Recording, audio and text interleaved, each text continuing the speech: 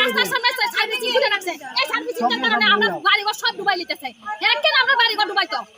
আজকে এমএলএ এত বড় এদিক কাছে আজকে সার্ভিসিং দেখে না এমএলএ কোন সময় মানুষ দেখে না, এই জন্য মানুষ দেখে না।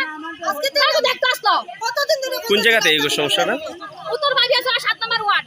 তো এখানে মানে কি আমরা বাড়িঘর সব ডুবাই লিতেছে। এই জলের শাসনা জল আজকে এতটা দিন ধরে তারা দিক্কতি কথা এটা তারা তো তার কোনো সমস্যা না। আমরা তো জলের তলা ঢুকতাছি আমরা।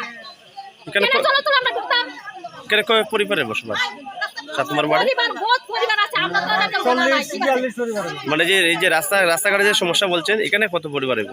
এখানে 40-50 পরিবার হইব। মানে কিসের জন্য সমস্যাটা হইতাছে? এই ড্রেনের কারণে ড্রেনের মধ্যে সার্ভিসিং খোলা হয়েছে তার জন্য। কে খুলেছে? সমীরণ দেব।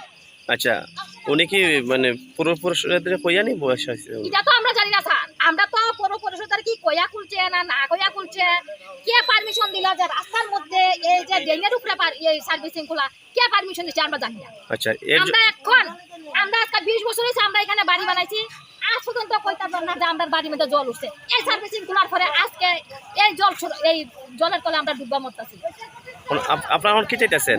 আমরা চাইতেছি যে সার্ভিসিং এর বাঙ্গক জল ক্লিয়ার করে দেব আমরা। আচ্ছা, তারা সার্ভিসিং বাইন্ডা করব না তারা এমনি করব, তারার ব্যাপার এটা তারা বুঝবো। কে জলটা কিভাবে ছাড়বো তারা বুঝবো। এটা বসানোর কারণে জলটা মানে যাইতাছে না, এই যাইতাছে নিষ্কাশন হইতাছে না। জিনিসটা ঠিক আছে, ঠিক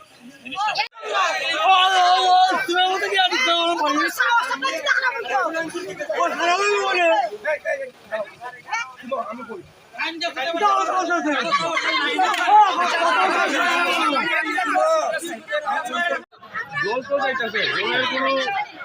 নাই। কালকে সকালে 3:30 সকালে যাই ঢুকে যাও। তো এলাকাবাসী অভিযোগ তুলেছে আপনি নাকি এটা সার্ভিসিং সেন্টার তুলছেন।